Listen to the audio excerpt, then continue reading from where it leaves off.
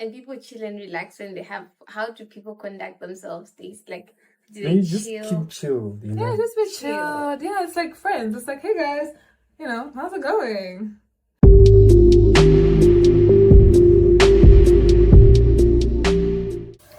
Hey guys. Hi. Hey boo, guys. Hi. No, I thought you're talking to your Exactly. people. I remember people and then So you now, come back all of a sudden, we are your people. I'm like, hi. Yo, and like it was so still. Okay, you can Hi, start guys. again. Hi, Daisy. Hi, How you guys doing? Good. How are you? I'm great. Never been better. I'm better now. Okay. Yeah. What was wrong? Hey, for the past 2 years, what wasn't wrong? What was not wrong, Gift? Okay, then now I understand. Now you get it. Now I get it.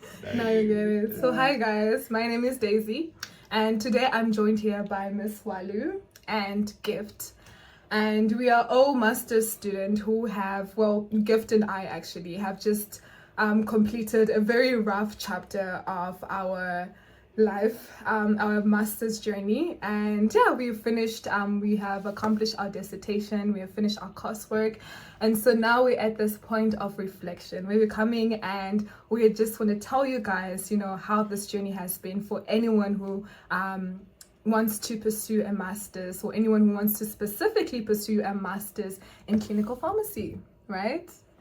Yeah. Out of 10, guys, what would you rate it?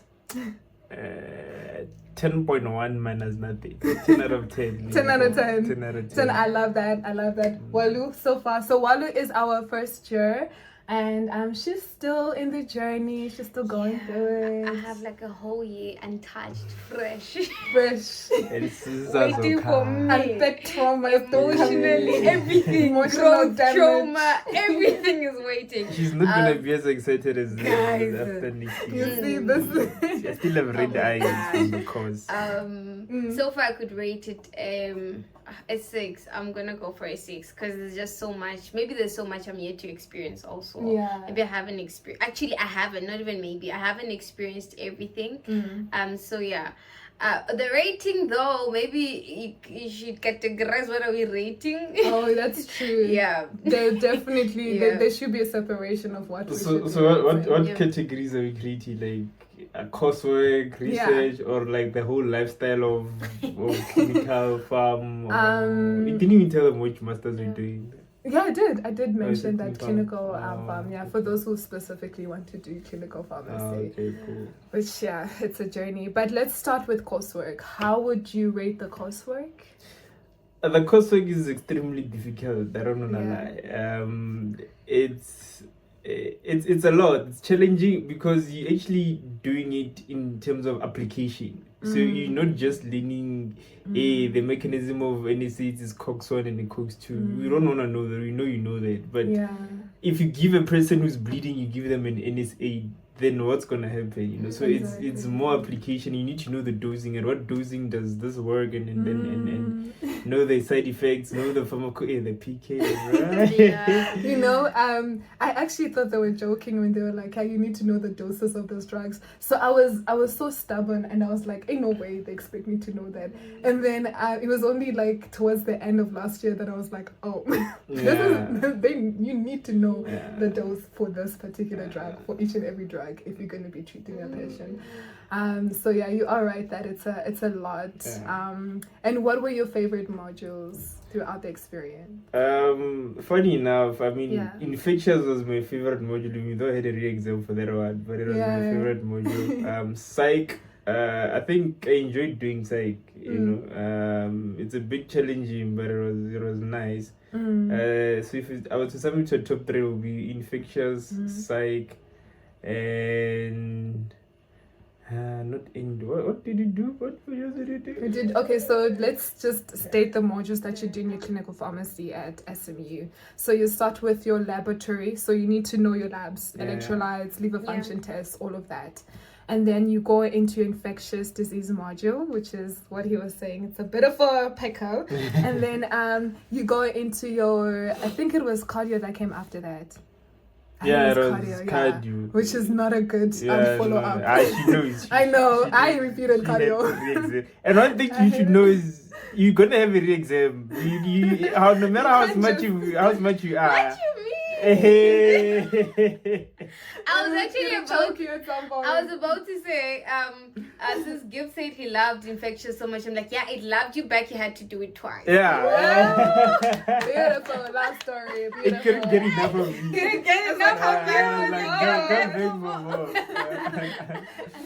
Yeah. So I think after cardio was recipe. It was recipe. And then after recipe was psych. Yeah, was psych. After psych was the GIT. Yeah, the JT. That's 6, ne? Yeah, that's 6. Yes. And then this year we had it was renal. Yeah. It was endocrine. Yeah. Pharmacokinetics. Oh yeah, pharmacokinetics. Yeah, pharmacokinetics. Applied pharmacokinetics. Applied. Not just Daisy knows this textbook. I was walking around with the Bible, guys. The Bible of PK. So yeah, you're supposed to do that, and then I think the last one. Endocrine. And the elective module. Oh, the elective module. The elective module. So we had to choose between therapeutic drug monitoring and ICU. And this two did therapeutic drug monitoring. Our geniuses here, our heroes here. And I was like, you know what? I need rest. I'm gonna go to ICU. Because ICU is basically like a summary of some of the things that you do in your infectious module, your laboratories, your endocrine and all the other modules. But I'd say you didn't choose well if you said you needed rest, because ICU had a lot of content to study compared to therapeutic drug monitoring. Yeah, it needed a lot, but it was mainly theory, whereas with therapeutic drug monitoring, mainly calculations. But also I think it's a great choice, mainly because it's an area of expertise also for a pharmacist. Like it's that area where nobody can replace you. Your knowledge comes in, your understanding of pharmacology. Now you get to apply it. So it's not only making the calculations, but also having to make that interpretation. So that's like just part of what pharmacy is all about. That's what like distinguishes us from the other professions with regards to just knowing pharmacology and all of that. So I think that's one thing that is really interesting about therapeutic drug monitoring, and also the fact that it's really patient specific, and it's more like you are tackling the inter details of therapy that would actually benefit the patient more than just a holistic approach to everything. That's very true. That's very true. Yeah, she put it so well. Look at how youngin she put it so well. Our future specialist in PK. PK in therapeutic drug monitoring, guys. Watch this space. Watch it. So in terms of coursework, I think for me, I would give it a proper 9 out of 10. Because I learned so much from it. I know it was frustrating. There was a lot of studying involved. There's a lot involved, but you come out with a lot of knowledge from it. So I'll give it a 9 out of 10. And you? Me? The coursework, the coursework will always be a 10. It's a 10 because it was challenging, and I think that's the reason why I came to do clinical pharmacy. Just to come for the challenge. It's a tough challenge, but you get used to it. The stress before writing, 2 weeks before, 3 weeks after, it's just a whole lot of stress that you go through. So the challenge, for the challenge I'd give, and learning a lot, because you think until you have to do something that ask you questions, and you realize, or you attend one of the ward rounds, Exactly. and you didn't really know that metoclopramide was used as a gastric motility enhancer. And then we thought it was for nausea and vomiting. Exactly. So it's just the small things that you just don't pick up. And you just made me when you were a week before, whatever, you're panicking and you're studying for the test. It's one of those things where one thing Gift and I would always say, after a test, we're like, no, this time we're gonna study in time. We're gonna study a month before. Let's start next week. Let's do this. And then you find out 3 days before, hey, bro, when is the revision? No, but I think in first year, yes, that was the case. But after we had our re-exams, that's when we were like, nah, bruh, this thing of 3 days, 2 days before, it's not No, no, working. you're right. And then we started studying like a week in advance. At least a week. Yeah, it's at least a week. Yeah. That's what we did. I kind of have a question for both of you. In a sense that one thing for sure is everyone who qualifies to do a master's in clinical pharmacy has to be really academically ready and I want to say smart, but then I don't want to exclude others who just have like the passion for it and stuff like that. But then how did you feel when you were re-examining? I think in my understanding this was your first re-examinations in your lifetime, right? It was my second in my lifetime. Your second. From undergrad to now. Yeah. But also just the fact that you qualified in this program now and you get a re-exam. How was that experience for you guys? For me, I felt dumb at first. I was like, brah. And when you did the corrections, you're like, no, Maramusa could have gotten these things. Because I remember most of the things I got wrong was like the common organism for diabetic foot sepsis and the common treatment. And I think also it's not a thing of we re-exam because they didn't understand the content. It was because of a particular way in terms of how they wanted you to answer the content. Yes. So after we did that, because there's different sections, there's the multiple choice, there's the long answer questions, and then there's the case study at the end. The case study at the end is actually what threw us off, because you don't know what to do. That's the other thing with M.Pharm when you start. They don't really tell you how to answer, except when you're doing the corrections and everything. So that's one thing. So you need to get a mentor or someone who's been there before to guide you, and they'll be able to explain everything to you. So I think going back to your question, I felt dumb, I felt stupid, and I felt like, hey, I don't belong here. You know, what am I doing here? You know, but after reflecting and seeing what I did wrong and what I can do right, that's when everything started improving, you know, and that's when I started adding things that I think I should add and start doing more. So yeah, that's how I felt. That's very true, because one thing about doing a master's is that it's so easy to fall in that trap of, wow, I'm amongst giants, I'm amongst people that are experts in the field, and you almost have this like fear of like even expressing an answer or an opinion, or you just feel dumb. You just feel dumb in some circumstances, and it's in realizing that that's the whole reason of why you're doing a master's, because you don't know, and you have to be you have to be open to that opportunity to know. And so if you have a question, if you don't understand something, that is the time to start like asking yourself or asking the questions, you know. You have to be open to learning and know that you don't know everything. What you did in your B.Pharm is not going to be how it is in your master's, and you just have to give yourself that grace to be like, I don't know, but when I come out of this, I will know, and I'll be open to that learning experience. And so for me, it was also that thing of like, I really felt dumb, and it's so easy to feel in that space like you don't know, you know. And so when I got my my mark for my cardio, like a part of me was like, I get it. Like, hey man, I didn't know what was going on in that time.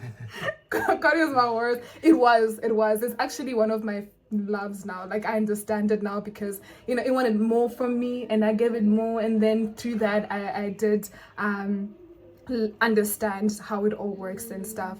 But yeah, I felt really like dumb in a way, but also understood, because I was like, I didn't understand this, I don't understand this module, but I just allowed myself that opportunity to then be open to it and to learn from it, and I did surprisingly well. But the thing is that even if you get a distinction in your retest, it's gonna be 50. It's gonna be 50. So just to add to that, like when you repeat a module, at first, like it becomes a fear to you, because you repeat it because you didn't understand it and you don't like the module. But then when you redo it again, you get a different perspective of it. You get how to approach it and how to learn it. And once you approach it in a different way and you learn it, then you fall in love with that module, because you understand it better now. You love it now. You know. Since I said infectious is like, infectious is the one, because I learned to love the module and I learned to approach it in a different way. That's really beautiful. One thing I'm now learning from both of you, which is which I'll carry in my second year, is how this year when we got to meet you guys, it was like you guys are the pros, you know. It seemed like you guys came confident, and you didn't even have those moments where you felt like I felt dumb and all of that. And seeing you guys, even like in one of our interactive sessions, case discussions, seeing you guys like be interactive, they ask you questions, you're able to respond. I couldn't have known the fact that once upon a time you guys actually felt like you don't belong here. And I'm actually looking at it right now to say, maybe this degree also does something in terms of shaping your character, because from both of you are saying when you arrive here, it's more like it breaks you to a point of humility, but then that humility actually frees you to open up to learning more, because you're now like, okay, I need to attain more information, so I need to ask for me to get. So as a result of that, you acquired so much more that even in our second year, we're like, oh, look at our second years, they know and have it all figured out. So that's beautiful. That's guys. very true. If you open to like the opportunity of a master's, you realize that you're not just here to learn and do your dissertation and then write a test and then that's it. No, there's a lot of character development that happens in it, because time and time again, it would test your pride, it would test your ego, it will humble you, and you're gonna realize one of the things as well that I realized is that you're gonna have to stand firm in what you believe in as you are going in that journey in your dissertation. If you believe that no, this should be in this topic or this should be that, you need to stand firm and sit in that sometimes, you know. So there is a lot that you even that you learn from it. So just to add, it doesn't matter if you're working before and you have a lot of experience in your sector that you're working in. You might be a clinical pharmacist without the M.Pharm there, but when you come and actually do the M.Pharm program, it will challenge you. It doesn't matter if you have 10 or 15 years experience. If you're all writing the same test, you're all feeling the same. You know, so it like I said, it gives, because everyone who's working there, they also want to come back and do the clean farm, because it gives you direction. It guides you, like Prof. House likes to say, it's all about the thought process. So it actually gives you a different, so you look at things from the beginning, from how they should be all the way through, so you don't even skip a step, you know. So for instance, if you talk about infections, I'm going to go back to it again, and you have to treat like a sepsis, for instance, you have to think from the beginning, where does that sepsis start? What kind of organisms are there? You know, is it in a bone? Am I going to look for a drug that's, you know, gonna be good to penetrate the bone? So you don't even start by rifampicin, you know. Yeah, no, it's like no, you don't start there. You don't cram the You don't come there. You have to understand the thought process all the way, so that when you substantiate your answer to maybe your doctor or something, then you start them from the beginning to show that you actually understand and you know your word. That's very important. You must be able to substantiate your answer. You must know why you're saying something. That's something Prof always says. You must know why you're pointing out a thing to a doctor, and you must know why you're saying it, because if you can't trail back, the doctor will be just like, what are you talking about? What is what is this? So it's very important. That's very important. But yes, so thank you so much. I would like to take it back a bit and just ask you, Gift and also Walu, what were your guys' expectations when you went into this, when you decided to do a master's in clinical pharmacy? What were you thinking? You know, what was the motivation behind it? Okay, for me, with the thinking, what I was expecting to be difficult, because when you ask around, then they're like, how are you doing a master's next year? Yeah, what are you doing, public health? I'm like, no, like, you doing clinical, your thing is difficult. Why you want to be that guy? Yeah, like, why there's PHP, there's pharmaceutics, there's, you know, why clinical? So for me, I felt like in undergrad I didn't learn as much as I should, you know. Not to say I wasn't studying, I was studying and everything, but I still couldn't get a grasp of, because everything was going by so quick. You do this one module, the following week you do another one, you do this the following month, and you don't get time to recollect and really fully understand, because you have scenarios and you have presentations and you have, so you just in undergrad you're just doing things to complete the course. You don't do things to actually understand what you're doing. That's true. So my expectation for me was like, okay, I want to go into practice at the same time, be learning at the same time. So that's what this course offers you here at SMU compared to other universities, because we know in other universities, I won't mention names, they don't they don't actually do the practical work, and that's the problem. But here you learn and you go, even when you go to the wards and you don't know why, you learn to question stuff, and you learn to understand why are they doing these things this way, because what's in the book and what's in the guideline is totally different to what they're doing in the wards.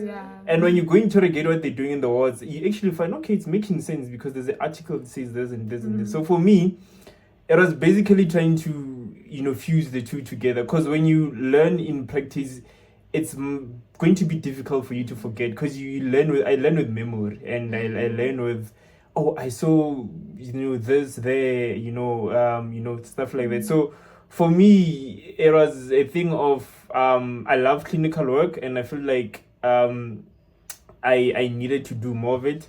Even though I didn't really do well in it in undergrad compared to like in my pharmaceutics, because T2 is very strong with pharmaceutics. It's also clinical, yes, but not as much as SMU is. SMU is the gods of clinical. Yeah, pharmacology, pharmacology, SMU. I know, hands down. Props, Not to say that TT, no, it's good. Like we basically have the same curriculum. It's just how they actually, give out that curriculum in a way, in a sense, but you still learn the same thing that they learn at SMU. But at SMU, they just have a different way of teaching, and I think that's one thing that I wanted to experience. Because I remember when we going to sub conferences and like a clinical skills competition, it's always SMU that always wins, And now when I came here, I actually like kind of understood, because one thing I like about SMU is the different departments that they have, and in different departments they're specialists in that department, and every specialist knows how to relay the information to the students in a particular way, in a particular things to look at, the resources to look at, and how they know how to guide you basically, so I think that's one thing that I wanted to experience. And judging from what I am, the character that I've been built into today, I can say that I've actually come to achieve what I wanted to achieve here. That's beautiful. Wait, you didn't touch up on the character traits that you gained from this. So I learned to interrogate. I learned to learn, basically, because sometimes you want to learn but you don't know where to start. That's true. I learned to look at pharmacy, this field of pharmacy, in a different way. I learned to be more confident. Like when I walk in the wards now, I'm more confident than I was when I was in first year, As much as I don't like talking to the doctors, but when I have to, then I do. I even learned to speak to patients, There'll be patient lying on the bed, and I know how to interact with them. That's also one thing I learned from the D.Pharm students, because we actually mentored by the D.Pharm students. When you see them talk to patients, you're like, wow, I wish I could do that, But subconsciously, your mind actually picks that up. And when you go and interact with the patient, like, hi, mama, how are you today?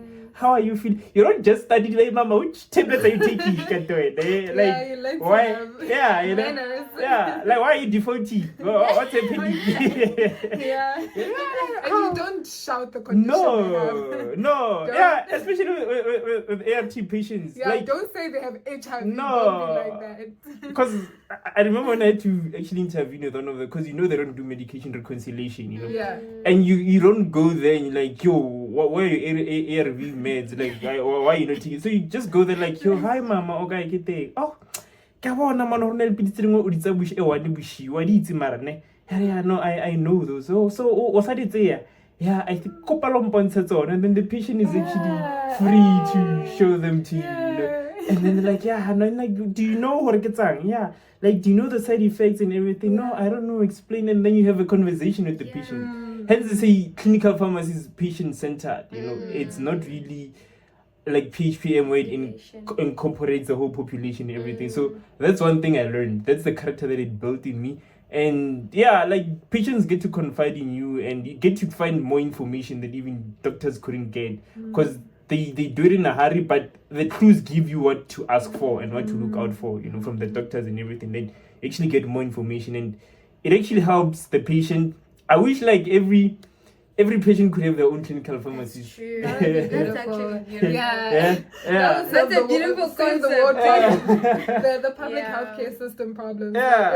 It'll be solved. Yeah, right then. like the way Yeah. they say they assign like 20 patients to a doctor and so forth. Mm. Every ward Mm. should have a pharmacist that's Yes. actually more closer to the patient. Exactly. Because you get to actually interact more and spend more, because you can spend the whole day in the ward trying to solve all the problems the patients come with, because Yes. there's just a lot There's that a you lot. can do, And we Yes. saw that recently with that 3-week B.Pharm module. So we also have this the B.Pharm 4s, the 4th years, they have a pharmaceutical care module that they also have to do, where they go into the wards and then they pick out patients, and then they have to reconcile or do whatever they need to do.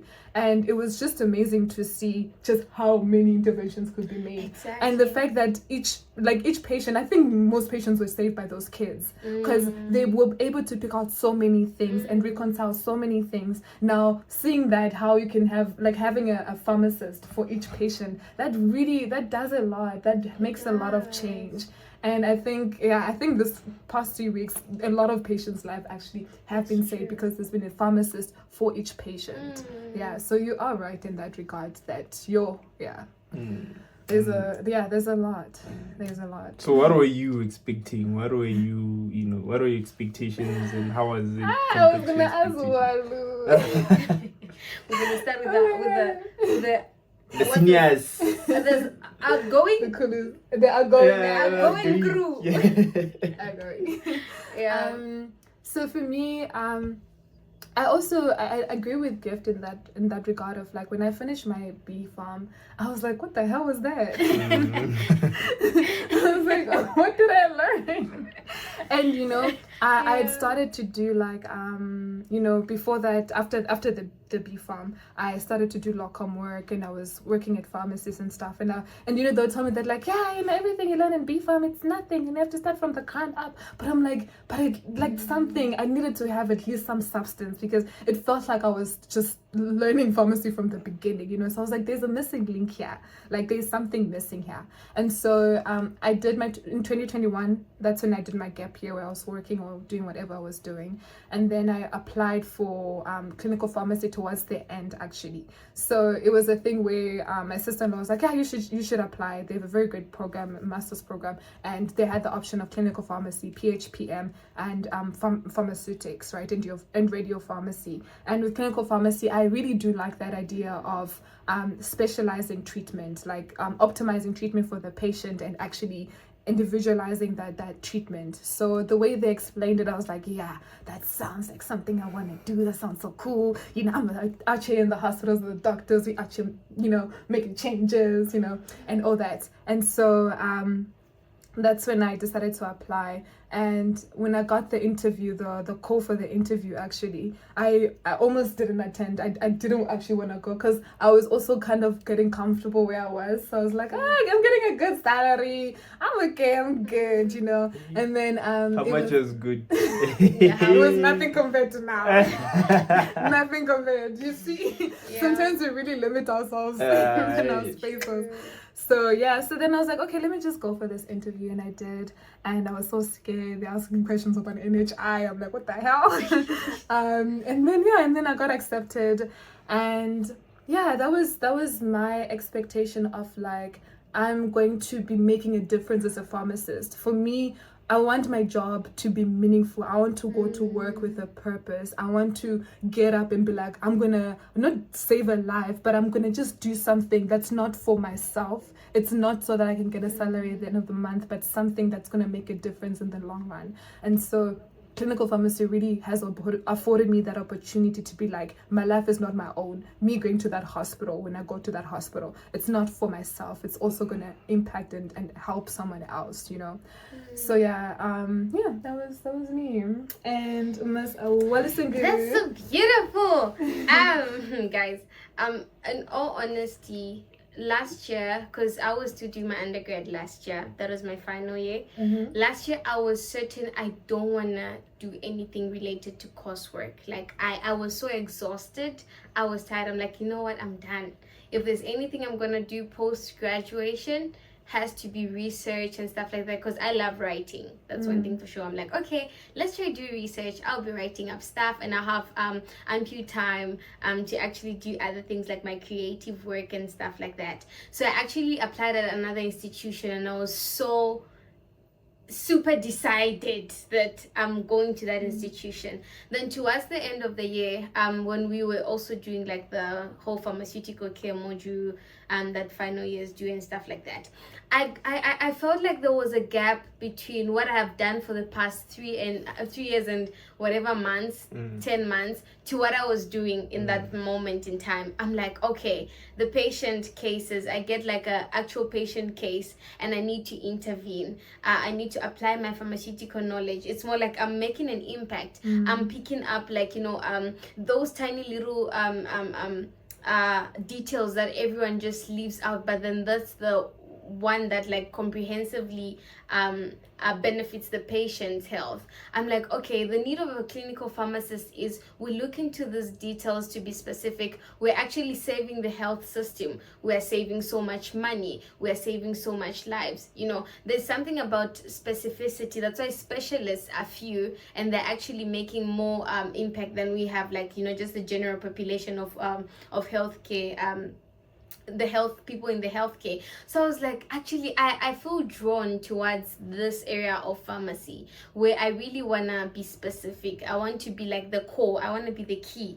Like I don't want to serve a population. I want to serve an individual. And just the learning opportunities I got, I get to know more. Like Daisy said, what the hell?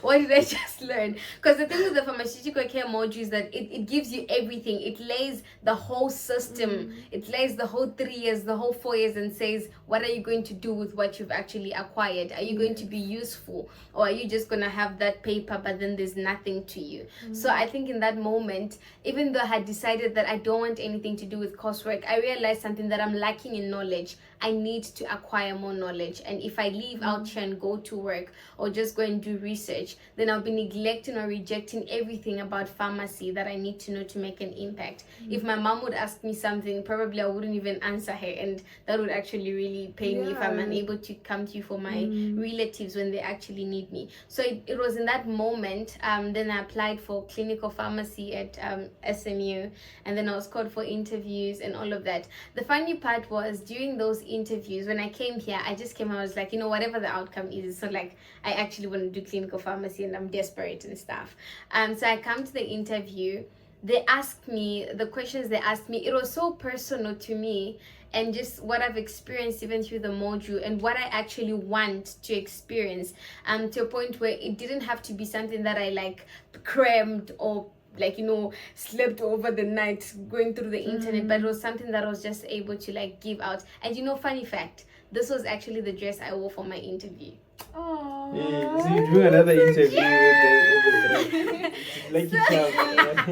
It's my lucky charm. So yeah, and then after that, I remember just telling my friends to be like, what's really weird?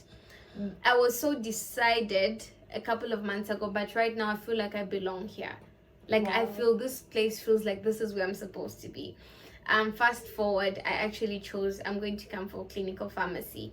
And yeah, that's exactly what drew me to this place. And right now, so far so good. I'm actually like, throughout this year, yes, there's so much for me to learn, but then I've actually, like now, especially just after this whole the coursework and assisting the final year students, that's when I got to see that, yeah, I'm getting to the place where I really wanted to be. Like Gift said, I really want to be like him, like next year, when I also want to come and be like, I've actually attained what I came here for. I've run the race. Exactly. Yeah. That's so beautiful. Yeah. Thank you, guys. So, like they said, the why is also very important. You're not just doing it because I heard it has a lot of money, which I guess it doesn't, but because there's that desire to do this not just for yourself but for others, for the patients you're going to encounter. It's a selfless type of like masters to also our route to take as well. But yeah, that, guys, concludes our first episode of doing a master's here at SMU. Is there anything you want to say? Yeah, I want to say something. Yeah. If I'm to be elected maybe into the council, the SAPC or something, I think one thing I would do is to make changes to the B.Pharm curriculum, basically, right? And kind of like make it compulsory for an additional year or two to do practical work. Because if I know there's different specialties that people want to do, that's fine, but if you want to really stand out as pharmacists, we need to learn to be confident. And if you can just include like a year of just practical work like we do, I think it will go a long way into us actually doing what we have to do. Even if you make it 5 years instead of 4, or we make it 6 years, it's fine. I think, and feeling that confidence that we lacked when we started our masters. Like, how your dietitians actually take a year before they graduate to go do their ComServe or anything, and the nurses who are doing the practical work in between they don't do like 3 months or a month and then they go back to learn. They actually like consistently do it, like with the doctors every day in the morning when we walk across, doctors going to the wards, medical students going to the wards to do their practicals, go on call, after call they have class, then they come back and then they go on call again, after call they have class. If we can do that and integrate that into B.Pharm, exactly, I mean, we'll even be more recognized and be more than just what they call as glorified shopkeepers. That's true. I think if we just change that and make it more education based and more practical based, then I think we won't feel the need to, because even those who are working now, they still come back to do M.Pharm. Exactly. They still feel that lag. Yeah, they still that lag and lack of guidance. There's a gap somewhere along the way. So I think that's just my final word, and me contesting for the SAPC elections in the education sector in the future somewhere. I don't want to be hated for that, but it don't matter. It's true. It's very true. I think the fact that we're called custodians of medicine, I don't think we take that as heavy as it is. That accountability that comes with being called a custodian of medicine. You're then responsible with all that information and knowledge that you acquire within that regard, within being a custodian of medicine. And if you had asked me, this question of are you ready to be a pharmacist coming out of my B.Pharm 4, I would not have said yes. I would have not been ready, and so it's also that realization of being there's a lag, and how can I then fill in that lag? What do I need to fill in that gap that I'm feeling? Not that this is gonna apply to everyone. Some people realized though they got there before they even finished their B.Pharm, but for those that feel that hole, that lag, then you ask yourself, where's that lag and how can I feel it? Do I need to do a master's in this? Where can I get that knowledge? Because at the end of the day, your life can be in someone's hand, and that's important. Any last words, Miss Walisingu? I'm looking forward to next year.